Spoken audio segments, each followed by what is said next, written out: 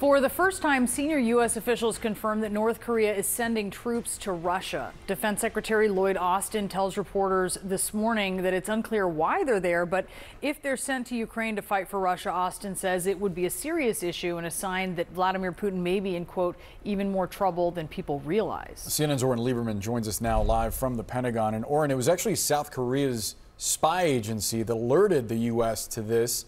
What has the Pentagon been able to confirm thus far?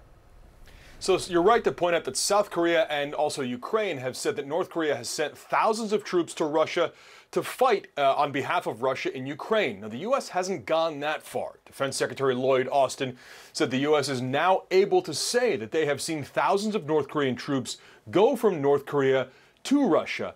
The quick question is, of course, what are they there to do? The U.S. has said that Russia is suffering 1,200 casualties in Ukraine each day. That includes both killed and wounded, and that speaks to the need that Russia has for more troops. Now, the question is, are these North Korean troops going to Russia to get training to fight in Ukraine? Well, that would mean that the largest land war in Europe now involves the Far East as well, and that's specifically what the U.S. is looking for. Here is Austin earlier today. If they're co-belligerents, their intention is to participate in this war on Russia's behalf. That is a very, very serious issue, and it will have impacts not only in Europe, it will also impact things in the Indo-Pacific as well. Now, we understand from a senior administration official that part of the intelligence that the U.S. is ready to put out may include satellite imagery of North Korean troops going from North Korea to Russia, as well as the places in Russia where they are being trained. Now, part of the key question behind all of this is, why would North Korea do this? In other words, what is North Korea getting in exchange for sending its own troops to Russia, perhaps to fight on behalf of Russia? And that's a key question here. The answer may be that North Korea is looking to develop its own nuclear and satellite capabilities, and those are two areas where Russia could certainly help them, and that would be very dangerous indeed if that's what Russia is providing in exchange for North Korean bodies. All right, Oren Lieberman live for us from the Pentagon. Thank you. And let's talk about this more with CNN military analyst and retired U.S. Air Force Colonel Cedric Leighton. Colonel, what does this tell you about Russia's current status in its war on Ukraine? So, Brianna, if we think that the North Koreans are actually going to serve on the front lines against Ukraine, then it most clearly means that there are some very significant personnel shortages on the Russian side. It also means that perhaps the North Koreans are getting some combat training potentially from the operations against Ukraine, and they could then potentially use that in a possible future conflict with South Korea. So the South Koreans are right to be concerned. The North Koreans are definitely getting into a place where they could possibly help the Russians, not just logistically, but possibly also in combat operations. I think we're looking for more information here in the coming days to tell us a little bit about what exactly is going on, right? But we're talking here about thousands of troops being sent to Russia. That's according to a senior administration official.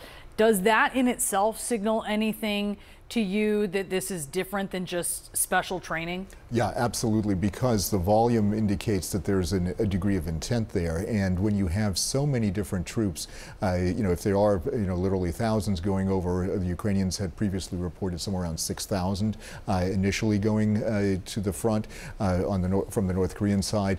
That would indicate that they are fulfilling at least brigade-size unit obligations. And that's a pretty substantial number when it comes to ground warfare, and especially given the numbers that we're dealing with Russian troops and Ukrainian troops right now, that would have a significant impact on what could potentially be going on in this war. It could potentially mean that the Russians are trying to get out of the war of attrition that they're currently fighting with the Ukrainians, and the extra infusion of North Korean troops could mean this extra personnel body could have an impact on the front lines. So if this is a mobilization that indicates a stronger alliance than we have seen before between these countries. What impact could that have on Europe? What impact could that have on the Indo-Pacific? So there, in Europe, it has probably a multifaceted impact in that, number one, we know that the Russians have a certain weakness in terms of their personnel and in terms of their military capabilities, but it also means that, as part of this alliance, that the Russians are willing and able to use foreign forces to do part of their fighting for them. We could then potentially see Iranian forces or other forces like that coming into the Ukrainian battle space. If that's the case, then that would then beg the question as to whether or not European nations, Western European and Central European nations, would be doing the same thing for Ukraine, not just on an individual basis, but as part of a national effort to support Ukraine. So what does North Korea get in return for potentially helping Russia when it comes to manpower? That's something that Austin says the U.S. is still trying to figure out, but what are the possibilities? So some of the possibilities are like what Oren mentioned in his reporting, and that would include that at a very strategic level, the North Koreans are going to get more Russian know-how for satellite operations, for nuclear weapons development, and potentially for nuclear weapons employment. So if that's the case, that could then really up the ante on the Korean Peninsula, and that really goes to your previous question, what happens in the Indo-Pacific. It could change the dynamics on the Korean Peninsula and potentially signal that the risk of conflict is much higher between North and South Korea than we currently anticipate.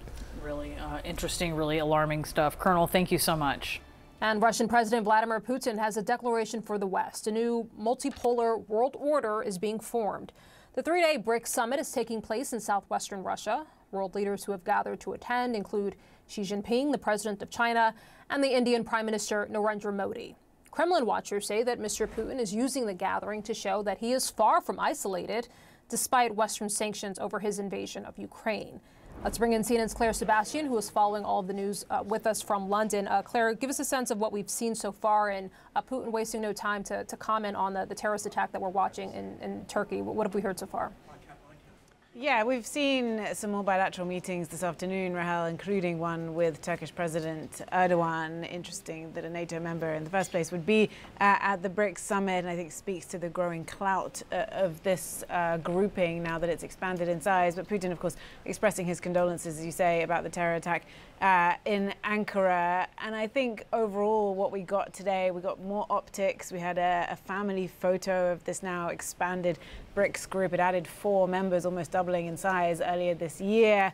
That will be used by Russia as powerful proof, as you say, that the West has failed in its efforts to isolate it. I think we got some signals as well of what practically the BRICS is now trying to do. Russia, of course, in its position as chairman, the rotating chairmanship of the group, it's the most sanctioned country on earth. So I think we see a level of urgency arising from that in terms of what Putin wants to do with setting up new payment systems, eroding the dominance of the US dollar and giving Russia more access to global finances. Take a listen to how he presented that. We do not refuse, we do not fight the dollar. But if we are not allowed to work with it, what should we do? Then we are forced to look for other alternatives, which is what is happening. We, while striving for cooperation, must still understand that the longer we live and work by someone else's rules and on someone else's platforms, the longer this transition to a new and more just economic and financial system will last.